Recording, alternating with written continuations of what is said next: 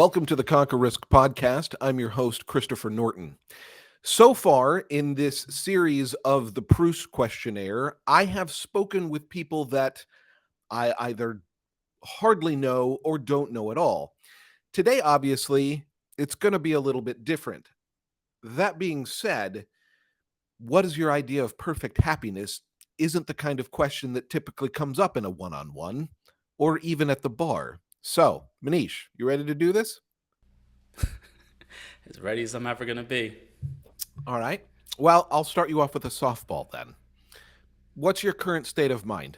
Where are you at? That's the softball. That's the Um, softball. my current state of mind is like a slinky that's coiled up. And that is because of you guys and the business and everything we're doing. I just feel like we are running 100 miles per hour. And Yeah. so it's just all over the place. And so, you know, I don't know, it's not bad. It's just, trying to organize it as much as you can, but it's all over the place is my current state of mind. You feel stretched and squished at the same time.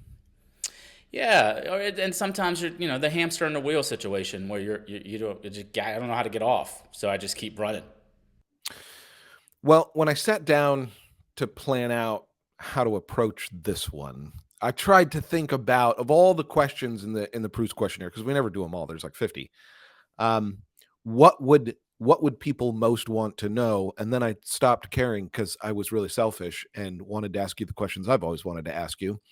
So the first one is what is the trait that you most deplore in yourself?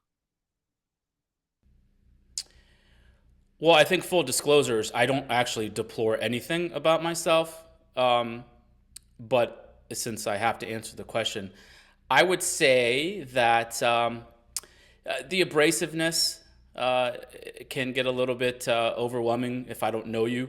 A lot of times when my wife and I go out with new couples, she's excited at the end of the night if they haven't, told me to shut the fuck up or something like that. And that's like the barometer. Like, so I get it. I mean, so I don't know. I guess as you get older, I get more and more, I don't know, zero fucks given, and you just kind of, go with it, I guess. Do you ever feel like that's who people expect you to be? And so if you're not doing that, people wonder what's wrong? To a certain point, yes. It's weird, because it's not. I don't know. It's not a personality trait. You're just. I don't know. I just have conversations, and like when people ask me a question, I answer it. And so, yes, that is kind of off-putting. Where it's like, hey, what's wrong? Did you get enough sleep last night? Why aren't you an asshole? It's I don't. Yeah. So it it yeah, for sure. Like it's not. There's certain situations where it's okay to maybe take a back seat and in conversation, but I haven't learned that trait yet. I know for me, sometimes I feel like this version of myself that I present when we do a podcast like this or when we're in a work setting is almost like a role I play. And I don't always turn it on. And our own team has been like, "What's wrong with you? Like, why aren't you being fun?" And I'm like, "Right, I need to be that Christopher today." I know but listen, it's life, right? We have our times of the month. It's a Real Housewives of That's a Potomac. clip right Yeah. there. All right. Well, then, in the same vein, what trait do you most deplore in other people? Empathy, because it's fake 99% of the time. And obviously, I'm going to get roasted for saying empathy because, as a human being, you would like to be empathetic towards others. And it's a good trait to have. But in the present form, in terms of social media and where we are in today's world, 99% of it is people who are full of shit. Twitter gangsters, etc. So maybe fake empathy, which everyone seems to have. And you see it all over the place, how much you care about certain causes and things like, I mean, you don't. You go about your life. And you have your own things that you do on your own time, but we feel the need to project how empathetic we are to Yeah. all these different causes, and it gets old. Drawing the hard line between genuine empathy that makes a difference in someone's life and I said something nice to you on Twitter and therefore I'm helping. I don't think genuine empathy is doesn't get broadcasted. That's my 2 cents. It's something that it's between you and yourself, and the second you broadcast it, it no longer becomes genuine. Well, on the entire other end of the spectrum, personally, what is your greatest extravagance? Currently, or like just of Sure. all time. Give me both.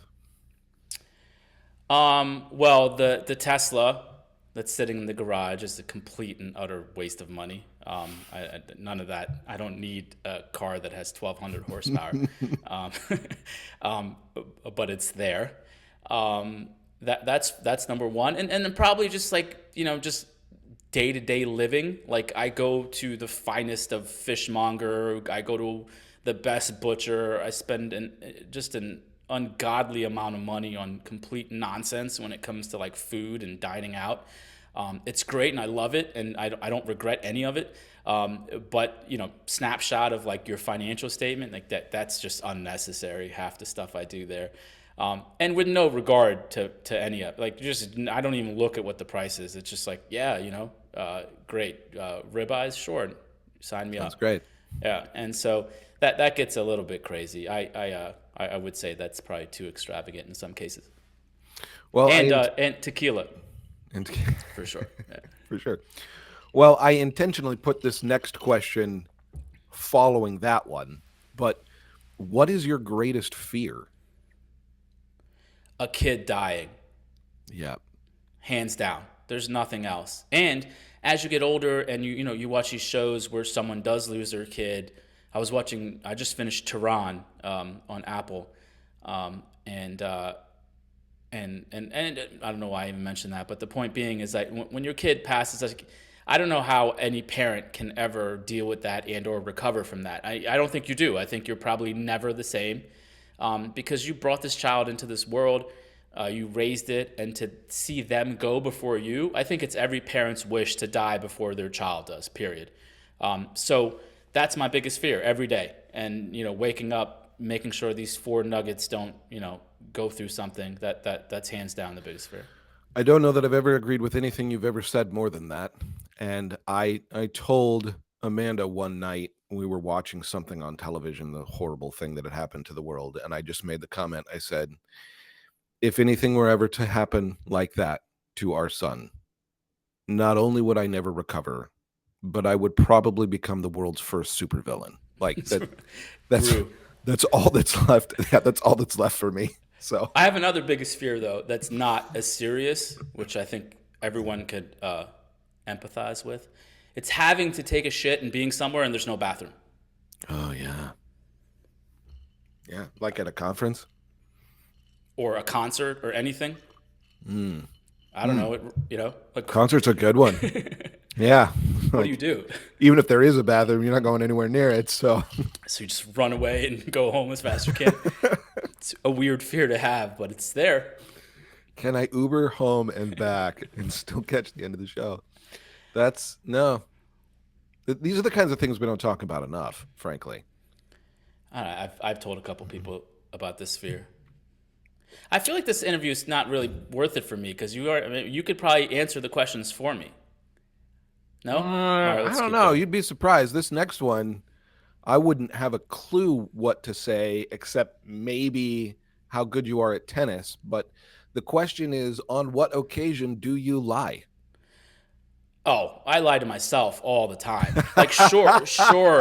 It's okay to have that seventh glass of tequila. Nothing's gonna happen. Yeah, knock yourself out. Order a fucking pizza at 11 p.m. Your six pack will get there one day.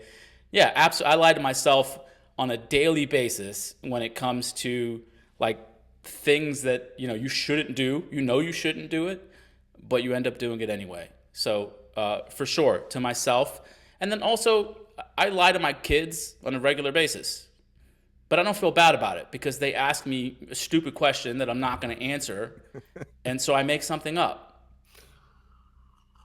Right? I mean, we all lie. I mean, listen, Oh, yeah, there's everyone who celebrates Christmas lies to their kids until a true, certain age, right? So it's like true. you get questions all the time for your kids.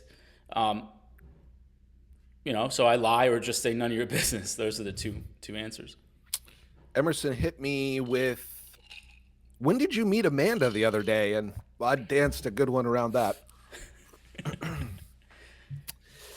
So I'm just going to use that to transition right on to the next question. When and where are you happiest? And Okay. how much has your answer to that question changed over the last 5 to 10 years? I mean, I think everything changes with kids, right?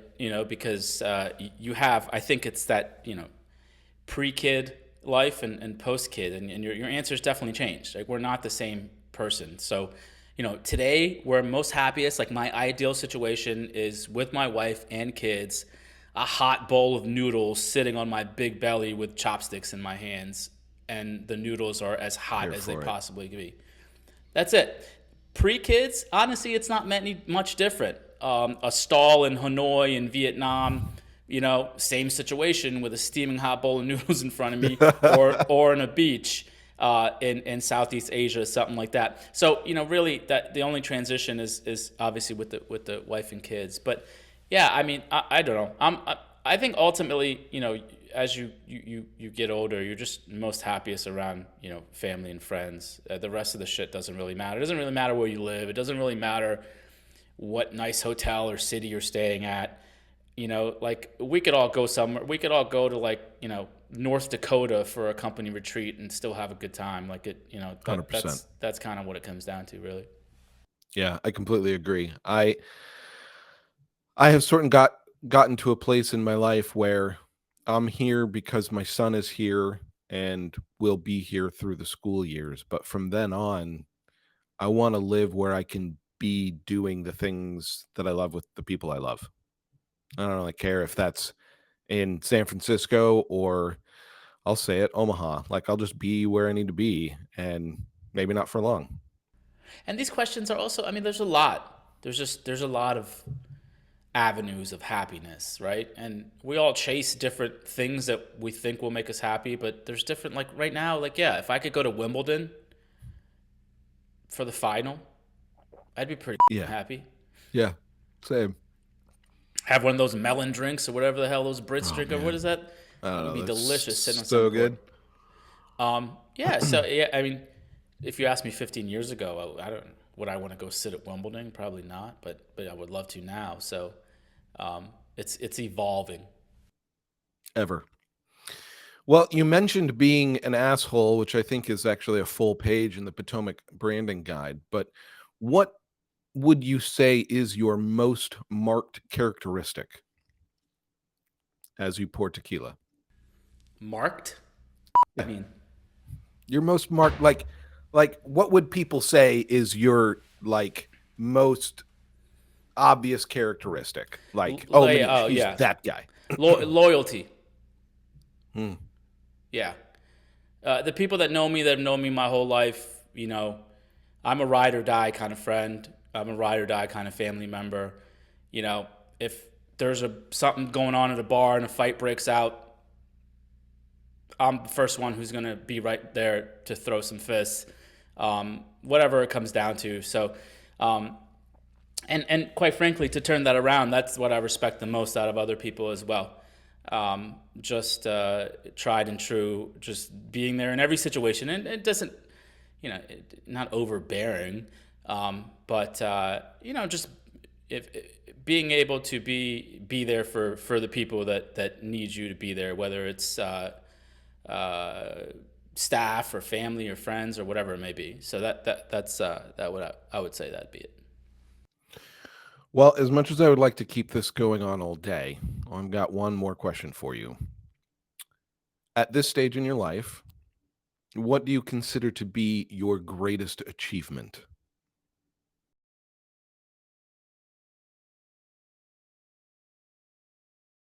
this stage in my life.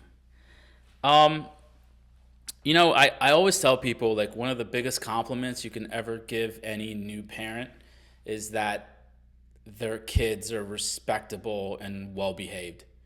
Um, and so at this stage of my life, I would say that is the greatest achievement where I can go out to a dinner and take them out with me, and the consistent remarks I get is, oh my God, how are they so well behaved?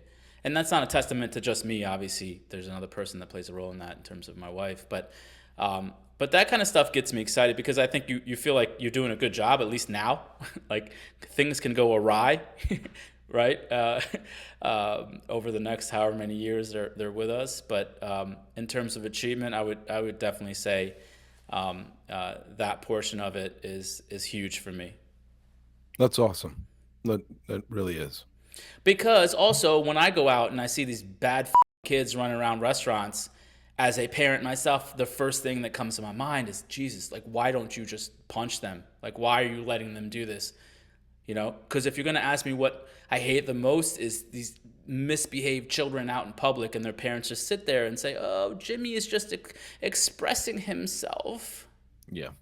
I would say that is probably one of the perspectives that has changed the most in my life as I used to see misbehaved children and I would judge the children, and now I judge the parent because I'm like, they're only like that because you're not doing your job.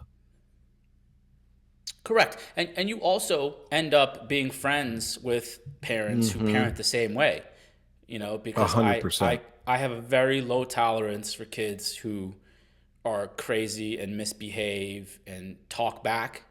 Yeah. Um, Talk back and disrespectful is probably at the top of my list. Like I can handle a certain amount of annoying, but if you can't respect other people, we're done. yeah. Paige and I were somewhere where the kid said something to his mother, like obscene, and we were both like, geez. And she just said that, he was expressing himself. I'm gonna express myself with my foot up your ass. Well, I appreciate you taking some time to do Is a that it? Because the very tequila is just the kicking in. tequila's just kicking in. Well, we could go to the secondary list of questions if you really Fire away, because you I'm really want to keep between it up. Dayquil and tequila. I'm lit. Hold on. All right, let's do this. How much Dayquil do you have in your system? First I mean, question. these kids are getting me sick every month, so I'm good. I got like 20 minutes, and I'm probably gonna go take a nap. All right. Well, you once upon a time you made us start a book club, and that lasted a minute. But since we did do that, who's your favorite writer? No, that's not. I can't answer. I'm not a reader, man. I don't. I'm not a reader. I couldn't tell you what a writer is. People talk about like, oh, this guy has written so much. He's so. I couldn't tell you. I don't read shit. I read emails. I grew up. I used to go to the library with my dad and read Sports Illustrated, National Geographic. I don't read novels, so I can't answer that question. All right, I can bend it beyond Beckham. literature. Um, there we go. Maybe this will be the answer. But I know you're not a sci-fi guy, you're not a fantasy guy, like you're not watching a lot of Star Wars or what's the new thing on Amazon, the Lord of the Rings show. But of characters of fiction, who is your like hero? Like what fictional character you're like that Gru. And I also wish I had minions. I know, I right? love Gru. And Gru's brother. I wish my brother was Gru's brother. I love everything about Gru. Listen, he has a soft side to him. He took those Mm-hmm. kids in. Mm-hmm. He has minions, and but he's also an evil character. I like Gru. I like he's just the perfect balance of good and not. You mentioned the car. Outside of that, what is your most treasured possession? Oh, Something of this is value to you. It may not have a lot of monetary value necessarily, but to you, it holds the most value. Washington Redskins Buffalo Bills game the Sunday after Sean Taylor died. They gave Oh, us these wow. They gave us these towels. I had season tickets back in that day, and they gave us these towels, and they did this whole, pregame kind of, you know, whatever.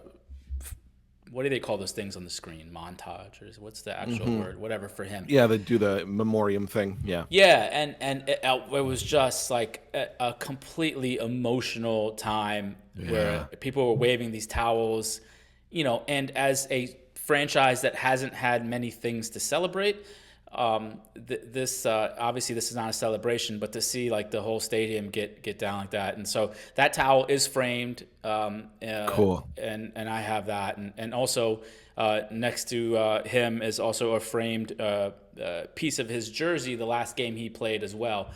So that's just stuff that I have in my house that I will never give up. That's a fantastic answer. And I asked that question of someone years ago, and they said that their most treasured possession was their wife. And I was like, whew, there's a lot to unpack there. You calling your wife a possession. So I've been scared to ask it ever since. That's a He much better answer. he probably did something really bad in the past 6 months before the interview. Okay, here's a good one.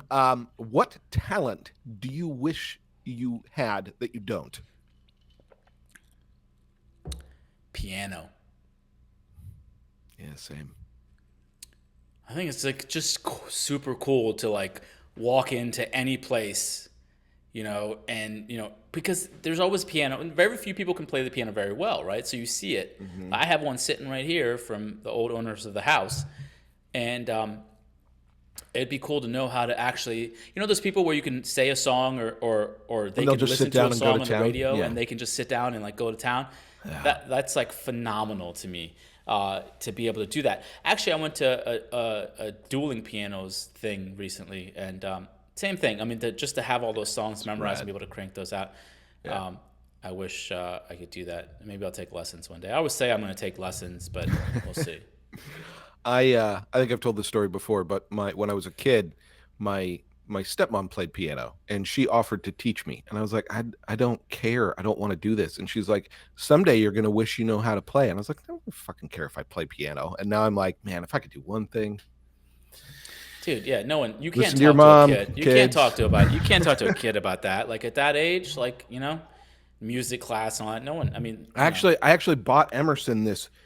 It's this LED piano, so it's like a piano, but the keys light up. The whole key lights up as a different color, and you put your iPad in front of it, and it plays a song, and the key lights up when you're supposed to hit it, and it's supposed to teach you finger placement and movement. And I was like, "This is so rad! He's gonna love it. It's like a video game, but it's piano."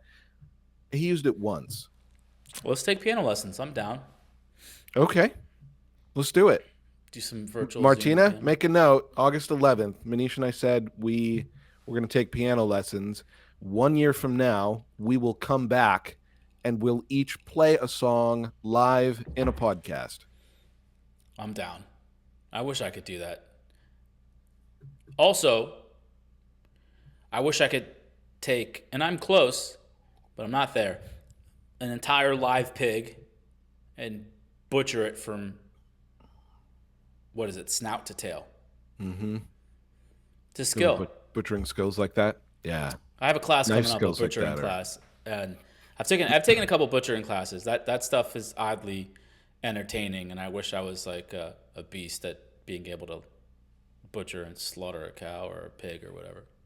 I used to love watching. It was like the one reality show that I really got into for a while was Top Chef, and just watching the knife skills of some of those people was just phenomenal. Yeah, I mean that's like a whole other part of my life that I wish I'd get to at one point. Hopefully, you've had enough tequila in you for me to ask this question. How do you want to die? This kind of goes along the lines of when I'm most happy. Like honestly, if I was sitting somewhere having a great meal, preferably a bowl of noodles with family and friends, and I just have a heart attack and my face just falls in the bowl and I'm done. Just boom. Just done. Like, having a heart attack and dying is the best way to go out, right? There's no suffering. There's no goodbyes. How awkward would that be? Like there's no weird crying. It's just like, dude, you lived your life. I mean, obviously, having one at like 45 is not great, but the point Right. is that, Yeah. When you get to Not where you're soon. getting A to, heart not attack, soon, but not soon. but yeah, if you're gonna die, I remember, my aunt passed away, and it was like, she lived a great life, and just basically just, had a heart attack and fell over. And every old person you talk to, when they get to a certain age, I guarantee you that that's like their number one wish, right? Dementia and cancer and all these things, just like go to bed and not wake up.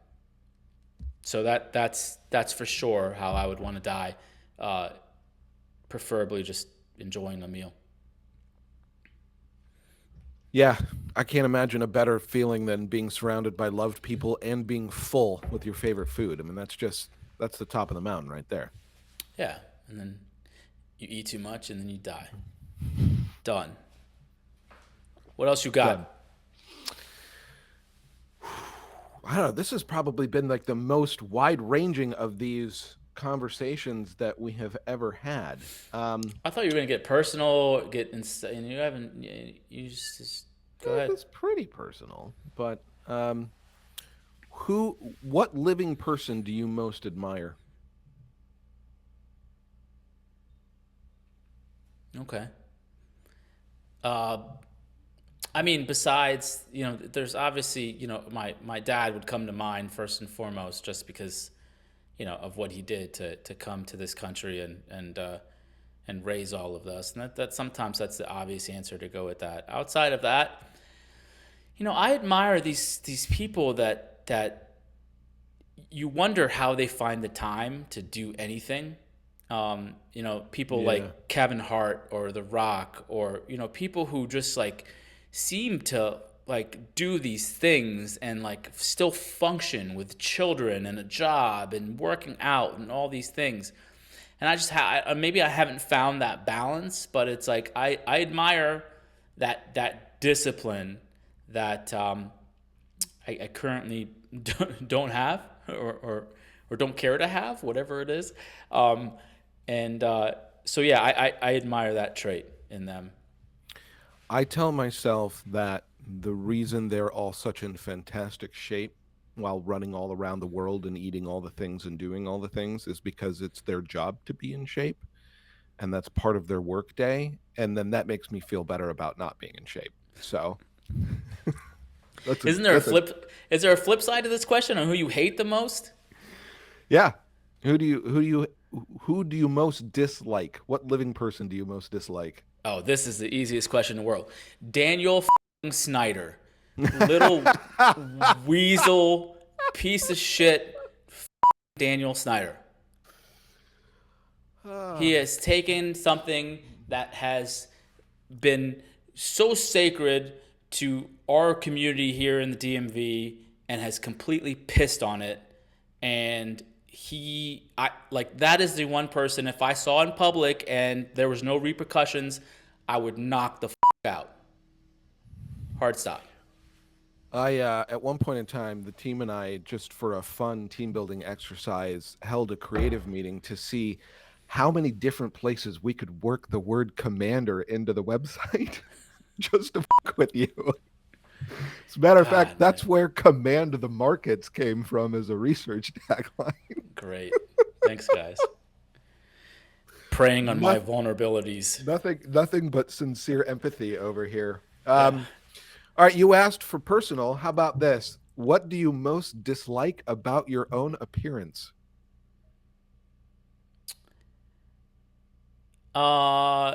Yeah, I mean, I could probably stand to lose a couple pounds and get in shape. I mean, there's no doubt about that. But then I do things like this fucking interview and drink tequila, and we'll probably now go order something stupid and eat it. And so, it's not very complicated, right? You just make decisions that go against what you should be doing. And so, yeah, I would say for sure, just like not just in even appearance, because honestly, I really don't care what people think. It's just probably from a health perspective, just like, getting in shape. But it's so hard, like getting in shape, like just like, that trait that you asked earlier, just like, is it ever possible for a normal person who works the amount of time we work to just be like in shape, like just like ripped up in shape? I don't know. I also suffer from like I'll get halfway to my goal and I'll be like, I look fantastic, and then I slack off, and over the course of the next 6 months, I'll go back the other direction. So I mean, it's a fine line. It's so boring. I know. It's such a fine line. Like I Oh, shouldn't comment on any of this, I, but go ahead. yeah, no, I was told that exact thing. The 3 or 4 months prior to when we went to Jolt and had our staff retreat, like I was making like a significant effort, and I was eating better, and I was drinking less, and I was exercising more, and I was told by my own partner that I wasn't that fun anymore. It's like, it's not fun when you try this hard. It's like, you know what, I there's a mean, quality of life issue to this where it's like it's just not as much fun day to day to have to live where, yeah, I probably shouldn't have opened that second bottle of wine and then ordered a pizza, but god damn it, did I enjoy it. it's like the financial planners on Twitter who are like, save this and put that away, and but you probably have zero friends and sit at home and log into your fucking Vanguard account. My Like favorite thing that they always say is they're like, what's the number one thing you can waste money on? And they're like, cars. And I'm like, hi. cheers, Yeah. Starbucks, cheers, Yeah. food, Coffee. cheers. Okay, so not without retreading something that we've already talked about, what do you regard as the lowest depths of misery? For who? For Yourself. Like what would make you, like, children aside, like something happening to your children aside, like what would leave you just the most unhappy? I definitely just being lonely, like just being alone, not just, you know, I think to me we focus on cars and clothes and all these other things, but none of that actually matters if you have like really good friends and family. The I think as we get older, what people lose is the ability to pick up the phone and go out. Go right now, call 3 people and go out with some friends and have fun. Call a couple down the street and go out and have fun. I think to me, it's just boredom and loneliness. To me, the opposite of happiness isn't sad. It's being bored and or lonely. Which kind of are the kind of in the same breath, right? So to me, that's it right there. Is um, just being by yourself. I totally relate to that. More fun. What's something on your bucket list that you've yet to do? My bucket list. We still making those? There has to be something you want to do, whether you've made a list, something that you've yet to knock off. So, I love cars. There's a Porsche Academy in, I think, Alabama. I almost signed up. I never did. Where you literally just race 911s in a circle, and they have slalom and all these courses and whatnot. That's something that I'd love to do one day. Um, Gonna go race and Jeff. yeah, PFM, pure fucking magic. Has he told you that story yet? Um, and so that's definitely, and honestly, the other thing, and this is probably something that no one knows about me. I already told my wife this. Is like when my work life is over, whenever that is, I would like to go to France and train properly in a culinary school and under someone, and go down that route. Now, look, I understand being a cook, being a chef, or whatever is hard work, and it's hard to make a living. And I don't want to put in the work to make a living off of it. But after I've made a living, to go do it for fun, Yeah. would be an absolute dream come true. Not this bullshit. Watch a cooking show and like make something in your kitchen. Like I want to go train under the best of the best, That and would be just awesome. learn techniques. Like I want that's something that I've always wanted to do, and I will at some point in my life. And so that is probably the 1 and 1A in terms of bucket list. I love it. What's the worst advice you've ever received? Uh, this is probably the worst advice that everyone gets, and it's do what you're passionate Do what you love. do what Yeah. you love, like follow your passion. I mean, if I had a dream job, I'd be the general manager of the Wizards. Would you like me to follow that? Because I'm not sure how long I'm going to be able to feed my family. And so I think it's not only the worst advice I've received. I think it's the worst advice that anyone gets. Yeah. I think it's do what you're good at, Yeah. and then 100%. follow that, right? And because we're all good at different things, but do what you love, follow your dreams. That's for the liberal art majors that don't end up doing shit with their lives. I love to drink wine, but so far no one's offered me a salary to do that. So Yeah, dude, follow your passion. You majored in underwater basket weaving, and now you're going to fucking follow your passion. yeah. Good luck with that, bro. Well, this kind of follows the same line of thinking. What do you think makes a great leader? Honesty.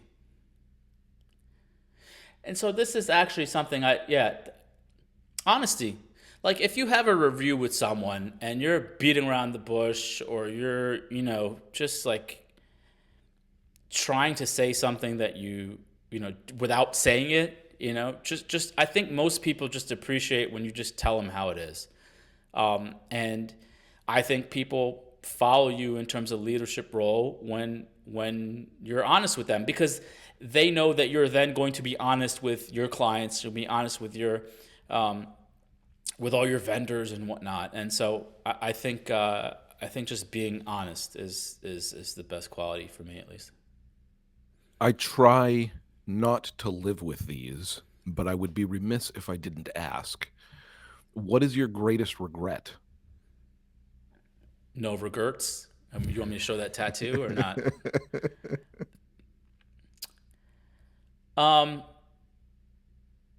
So I'm going to speak out of both sides of my mouth right now, because my biggest regret is probably not following kind of the culinary passions I had.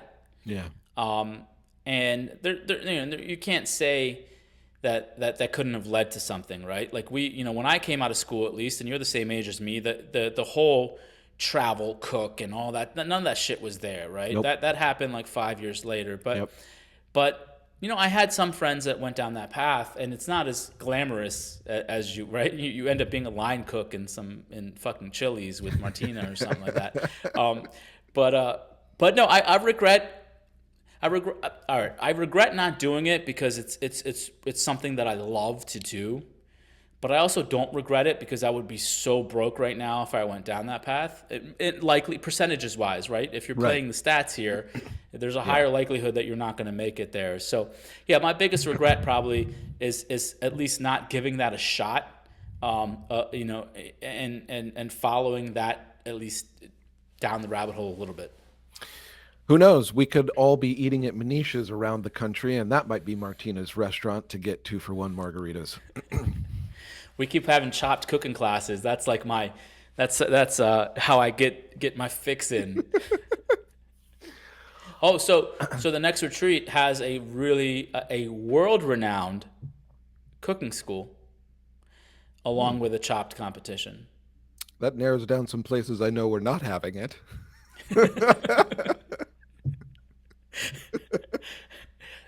Yeah, that's true. That's true. That's for sure. that was a big giveaway. Yeah. What else? This is the longest podcast we've ever done. This is the longest podcast we've ever done. What's your motto? What's your live by statement?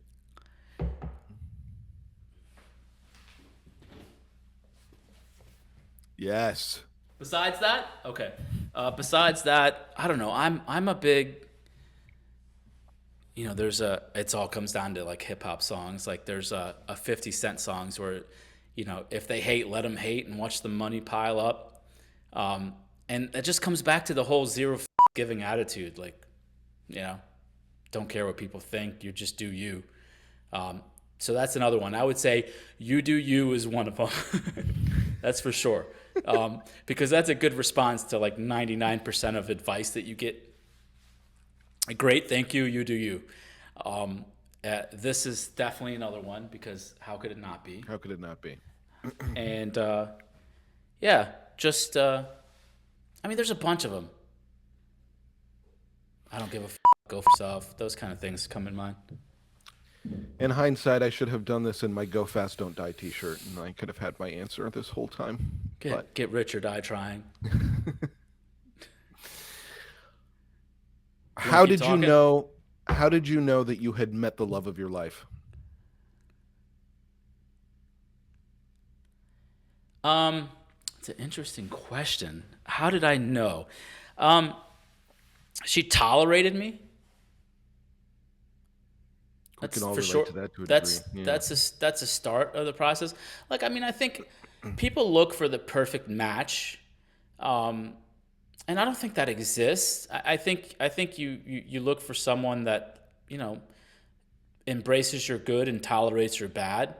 There's like I see these dating shows are like, oh well, I like this and I want to find someone who likes that, but that's really not how it works. Like, you have your own interests and your own what you like. It's someone who can sort of compliment and tolerate the bad but still embrace the good. And so I think what happened for me is that she lets me be me, which I think is important in any relationship, right? You can't force someone to do something that they don't want to do, right? So she, I think that's two things. Number one, she tolerates the bad part of me and lets me be me on the good side and the bad side. It's almost like finding someone you just enjoy doing life with.